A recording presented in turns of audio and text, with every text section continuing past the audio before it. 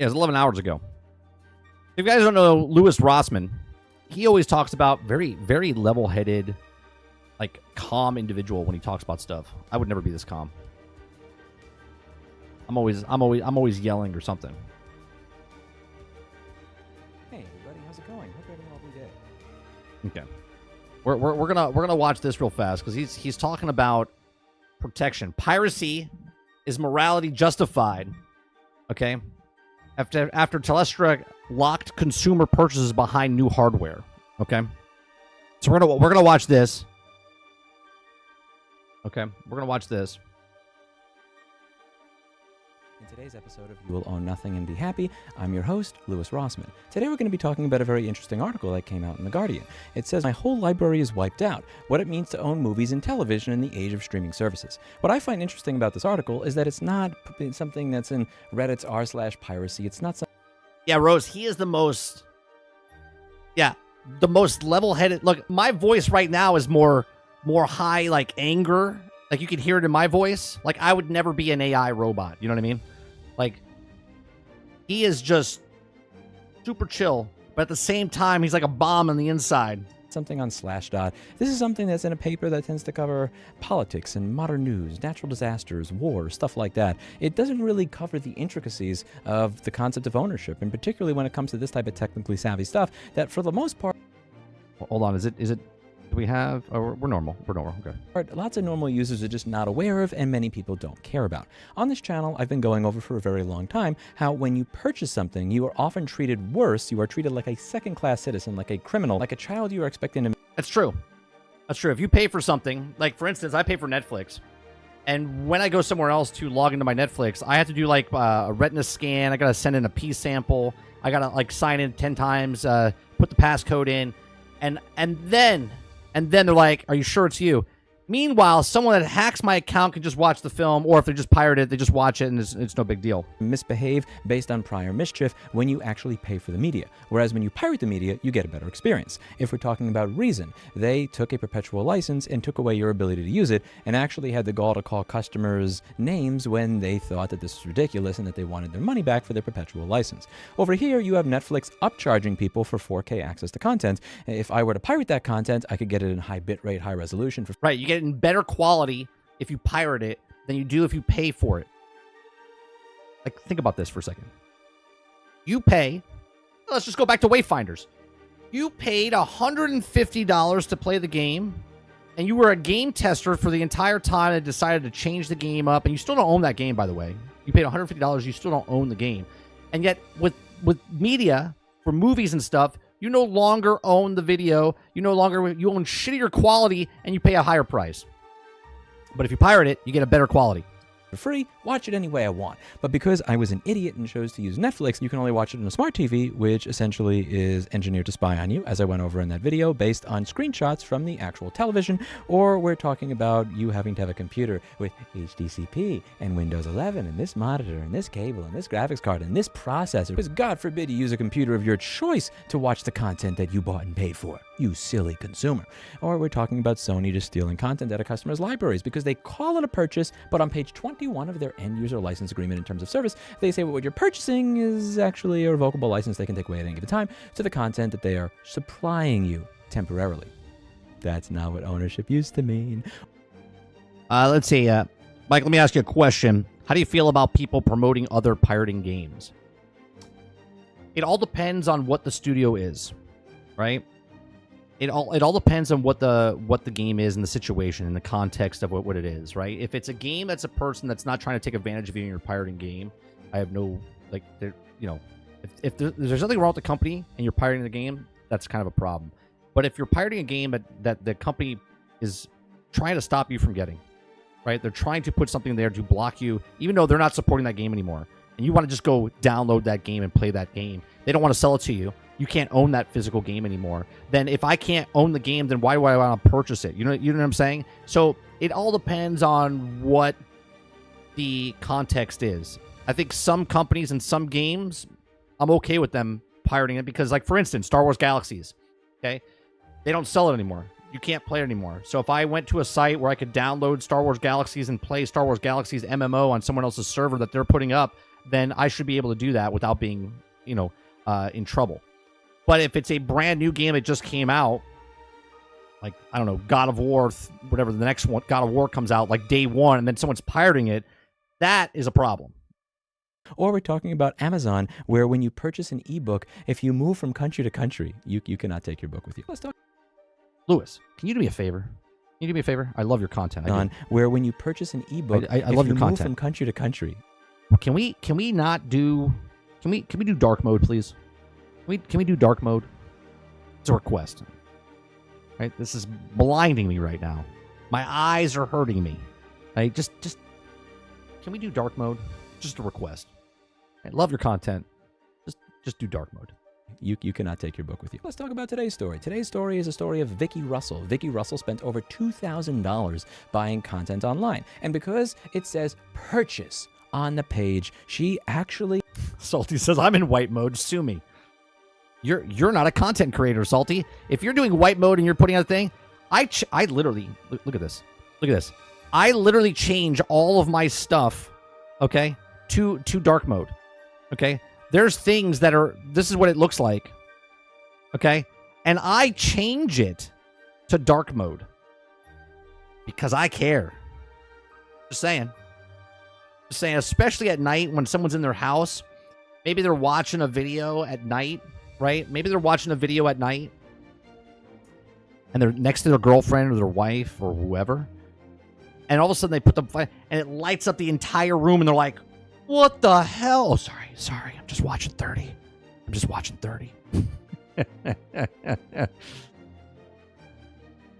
Release date? What are you talking about? Dave Rosa, fuck up plenty. When do you deserve to hear shit from it? Was stupid enough, just like me at one point in time, to believe that what you were doing was owning something. I think that's right. You want to support the developers. You want to support the studio. You want to support whatever. You're playing the game. Right? You're buying the game. You're buying the movie, the TV show. At some point in time, we're stupid enough, we're tricked enough, we're naive enough to believe that when we bought something, we actually owned it. She spent $2,500 on all this different media, and she was told one day by Telstra, well, they're shutting down this service, it's going to be moving over to Fetch, so unless you spend extra money to buy hardware for Fetch, that $2,500 of stuff that you purchased, $2,500 of stuff, gone just like that.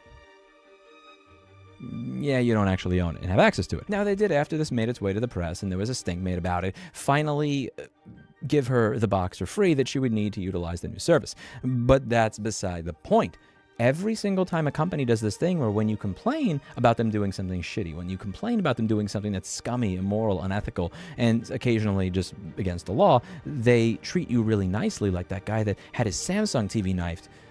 What it usually means is that they pay for that goodwill out of the money that they fleeced from everybody else. For every person that is getting a box for free because she contacted The Guardian, there are 1,000 people that are paying $200 to get back the thousands of dollars of media they already bought and paid for. Right.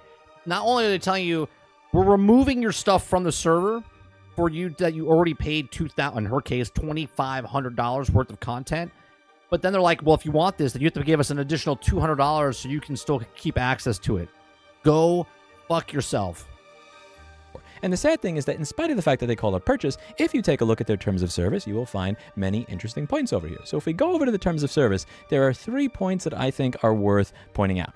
Number 1 is section 2.1. Section 2.1 says accessing your content. The problem here is that they call it yours. And yeah, it's your content. They have to get rid of that word. It's not your content, it's their content. It should say our content. Any content that we let you buy or rent, okay, on the service is linked to our account and only accessible through our service is what it should say. That is the part that is fundamentally misleading.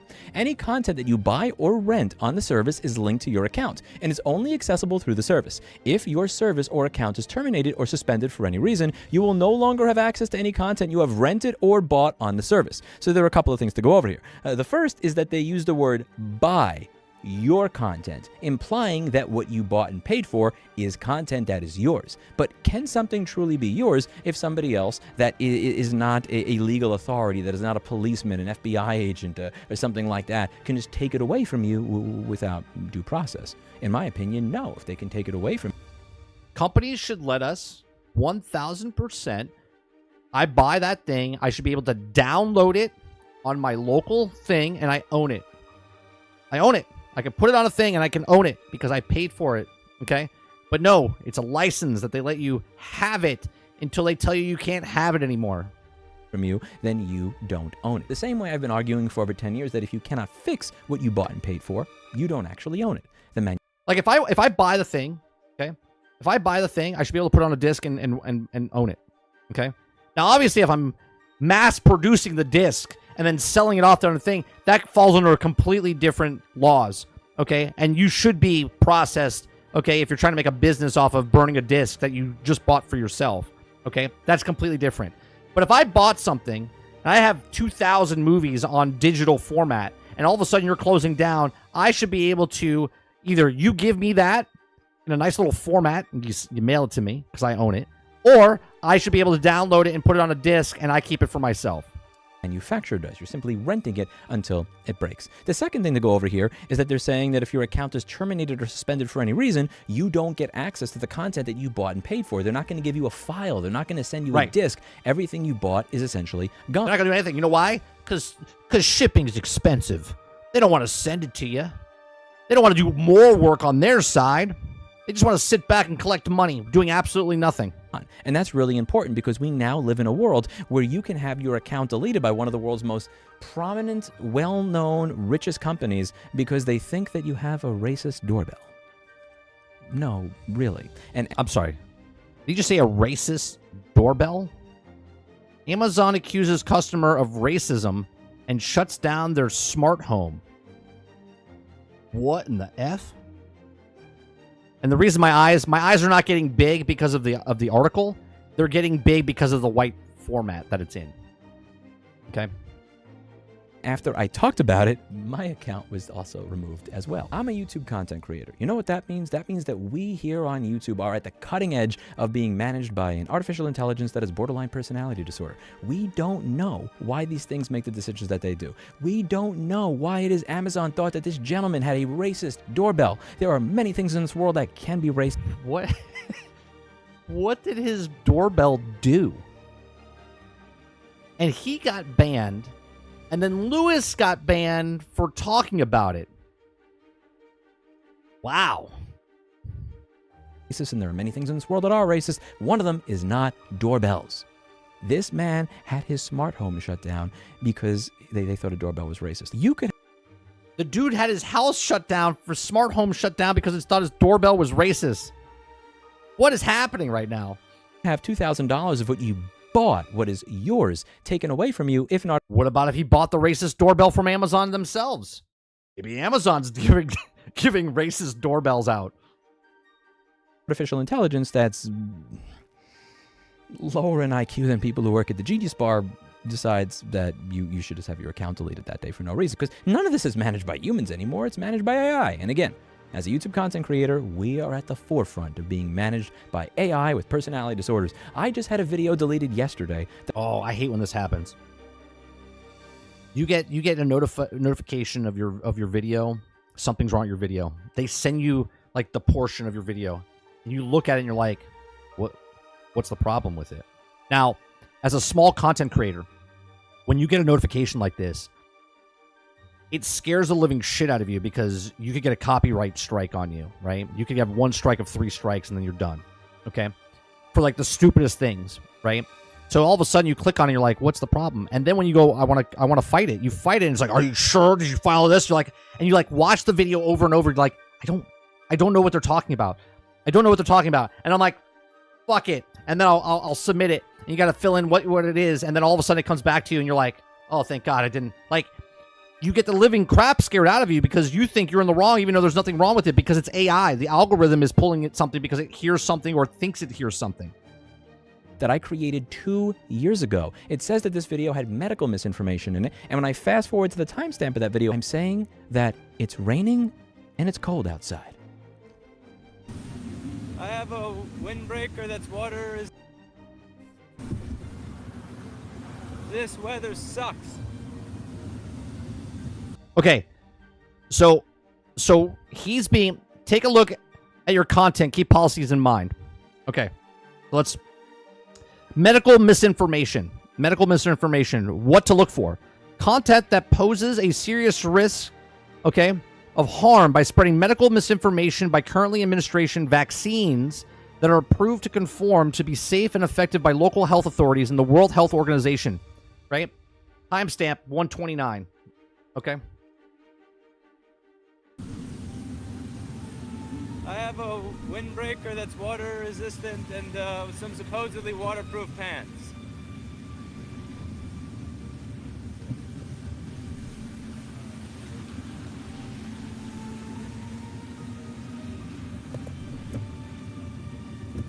Here it comes. Here it comes. Poses a serious risk of egregious harm by spreading medical misinformation about vaccines. We're at 137. Nothing was said. Nothing was said.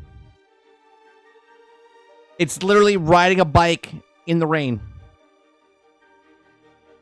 Where is the misinformation about vaccines? Hold on, maybe we missed it. Maybe we missed it. Let me rewind. Okay, hold on. Let's listen.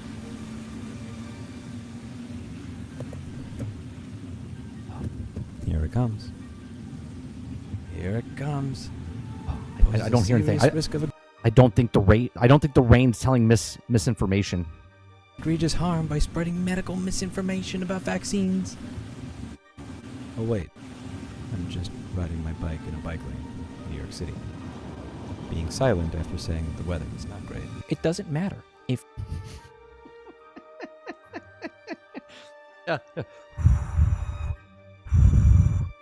Misinformation. you are someone with 2 million subscribers or a regular person.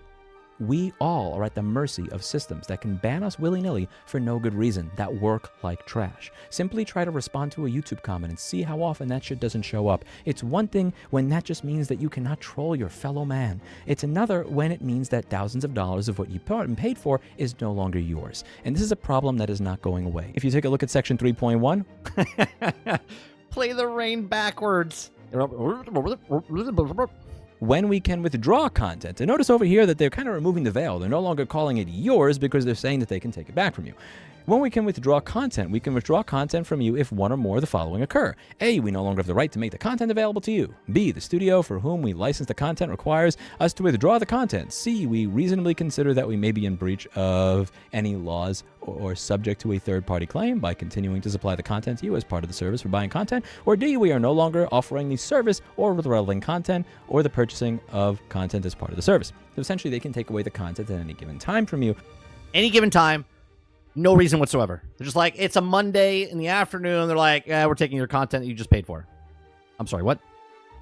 It is not actually yours. And this is something that's really important to think about, because when we talk about the concept of ownership, are these companies going to be around forever? If we are truly not allowed into sort of archival measures, which are now considered piracy, that means that essentially any media will at some point be gone. Companies go out of business. Most of the studios, most of the production companies that produce some of the great works, Gone with the Wind, The Tale of Two Cities, the production companies, the publishers, the distributors, they are long gone. Yeah, there's so many studios that close and other people buy the rights to that piece of entertainment. If it's music, if it's art, if it's movies, if it's video games, and then that company that bought it then all of a sudden gets bought out and goes underneath another umbrella. All of these companies at some point will close or go out of business in some way, shape, or form, and yet they're protected. They're protected, but the people that buy the products are not protected. We are not protected in any way, shape, or form. If we were simply renting access to this, almost all the great works of history would not exist. And this is not even taking into account the concept that standards for what is okay change over time. We see this today where something that was okay 10 or 30 or 80 years ago is considered disgusting now. So we wouldn't even be able to analyze these great works of history in the same way because we wouldn't even be able to watch them. But the worst part of it all, in my opinion, is when we go over to section 7.1. 7.1 is the most egregious because what 7.1 demonstrates is that you're not actually signing a terms and conditions. You're not signing a contract. You're not putting pen to paper and agreeing to something. You are agreeing to an ethereal hologram, something that can change at any given time. Your signature stays static, but the rest of it... That's true, too. You signed something based on the rules that you signed up for, right? For instance, what just happened with Helldivers. The TOS before May 3rd was that you hit OK for the PlayStation Network, and it said optional inside the terms of service. But now they re-changed it. They changed it over, okay, and they changed the wording. And they can change that at all times. I bet you they do it daily, but you don't actually see it because no one actually checks, okay? And they can check it, but because you already signed, your signature stays to that contract regardless if they change that contract, okay, the terms of service, you signed. So they can change it anytime they want, and you've already signed. You don't have to re-sign again based on the new information. It is just something that could, change as easily as a projector changing a slide on a screen. When you look at 7.1, from time to time we may change these terms to reflect our changing business or legal requirements. We will inform you if we make material changes to these terms unless the changes benefit you or have a neutral impact on you. So that means that this is not a contract. I believe that if you try to change the contract, that my signature is no longer going to be there. But that's not the way it works nowadays. You sign a contract, which means you've signed it for life, but apparently they can change the terms of the contract willy-nilly. Yeah, but there's a difference between signing and hitting OK. Hitting OK is not signing a contract, right? You're not actually signing your name. You're hitting a button that says OK. And if they do that at the time, then you've already had the game. You already hit the OK, and now it's like 4 months. And I'm not talking about Sony here, just in general. If they change the stuff, and if you don't hit OK, then you can't continue playing the game. Well, then give me my money back, right? If you're going to change the TOS, then I should have an option to give you the game back and get my money back after a certain period of time as well. After the sale, which you go over regularly on this channel. And I'm sick and tired of it.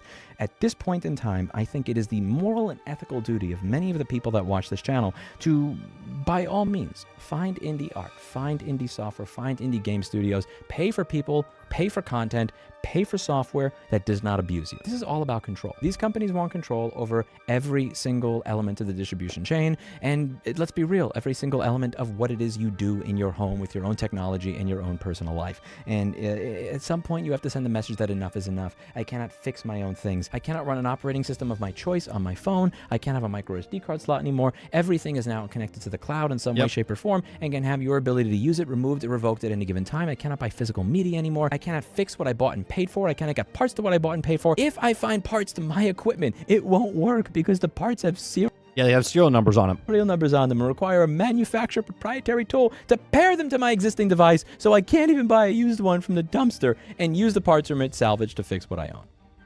Which Asus is doing right now, right? Asus has got a scam going on where they're charging money for things that weren't even broken in the actual device. Enough is enough. I've been talking about this with Repair for 10 years, and many people have not been listening because they didn't care about getting something fixed. They said, well, it doesn't matter. It doesn't affect me. What are you, an idiot that drops things? Are you poor? You can't just buy it again? I love this when people say, just sign up. Not a big thing. What are you, broke? What are you, poor? Well, enjoy the world that you advocated for. Right. You didn't care when it affected somebody else, so now you live in a world where nobody cares when it affects you. And by the time people start to care, the problem is that by then, it's too late. Yep. This has not just been a problem. My analogy, house is burning outside your house, but your house is not on fire, so you don't give a shit about that. Instead of going helping the fellow man, you're like, well, my house is not burning, so I'm okay. And then when it gets to your house, you're like, someone help me, my house is on fire. Right? That's what's happening. Now, this has been a problem for over 20 years. When my father would watch this television show called 24, I'm never going to forget season 4. This is the season that you think Jack Bauer is going to die. Agent Spaulding is about to kill Jack Bauer. He thinks he killed Jack Bauer on command of Walt Cummings, who is doing it to try and protect President Logan. My dad used to tape this, and the VCR screwed up that night because it's the days of recording television shows, which you were allowed to do, to rewatch it. 2004, and he has a VCR that's from 1988, and it screws up and it doesn't record it. Back then, you had 3 choices. Behind door number 1, you can wait 6 months for it to come out on DVD. A year. And watch it in 480 resolution. Behind door right, shittier quality. Number 2, you could beg every single person that you know to ask every single one of their friends if they know somebody that Spoilers? Fucking show's 20 years old. Had a better VCR that may be able to lend the tape to you. Behind door number 3, you could pirate it online, find it on Usenet, and you can easily get a X264 copy from CTU or Dimension, typically with better encoding settings. Plus, it's season 4. I think there was like 10 seasons. It was from CTU. Just saying, they were using SubMe 6 when Dimension was using SubMe 1, because some release groups just have no standard for quality, just no dignity, no integrity. And you could get this lovely looking copy at 720p. the night of. Piracy, 20 years ago, provided you with If you know there's 10 seasons, Rose, you're already spoiled. Because Bauer doesn't die in seasons 1 through 9. I don't even know if he dies in 10. I don't even know if there's 10 seasons. I've never watched the show, so... better quality, faster service, and better service than what you would get if you paid full price. 20 years later, the same thing is true. I'm sick and tired of this garbage, and what I'm suggesting everybody in my audience do is stop paying for this. I'm not even suggesting you pirate it anymore. I want you to send a message that this is not even worth pirating. But if you are going to do that, I want to send a message to you. If you watch this video and you push back, if you think that what I'm saying is wrong, if you think that we shouldn't own what we bought and pay for, I've got a message for you. I don't know what you want, but if you're here to restrict digital rights, I can tell you that I have no patience for that. But what I do have is a very particular device, a Pioneer BDR2213. Let me write that down real fast.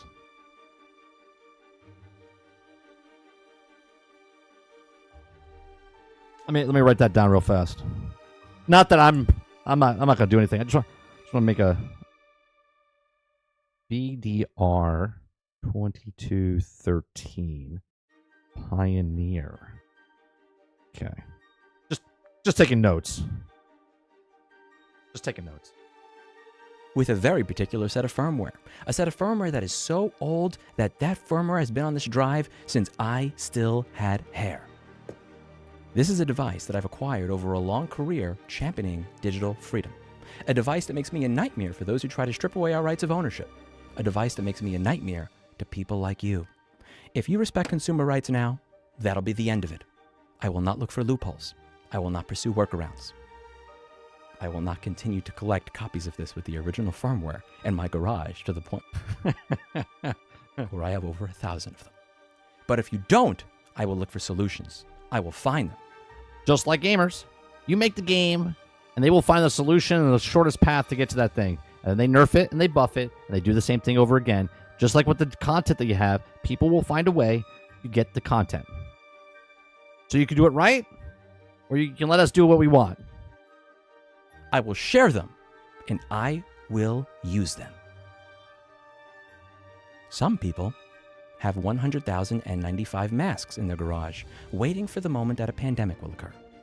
Other people fill their 4-car garage with Blu-ray drives with 10-year-old firmware. Think about it. Think about it. That's it for today. And as always, I hope you learned something. I'll see you all in the next video. He's so calm. He's so calm. I'd be like, they're stealing our stuff. I'd be screaming from the rooftops. I'm doing it right now.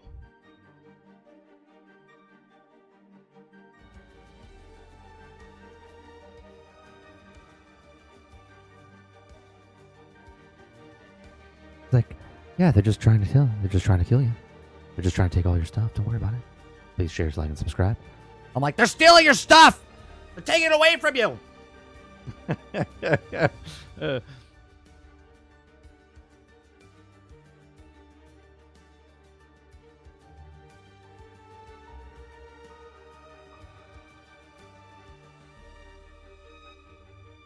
Does he have a video of his garage? Maybe? I don't know. I don't know. What are you ensuing?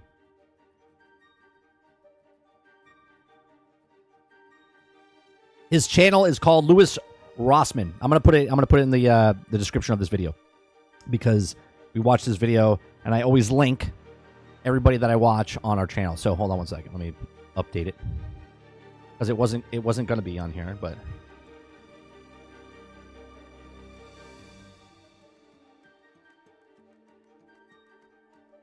Yeah, it's in the description down below, Billy.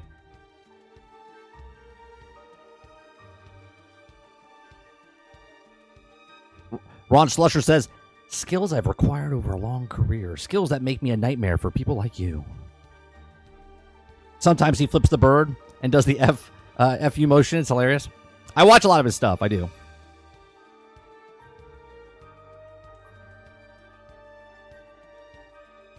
Oh, yeah, I've been watching him for years, Argus. He's almost too calm. Yeah, it's like a scary calm. It's a scary calm, Smoke.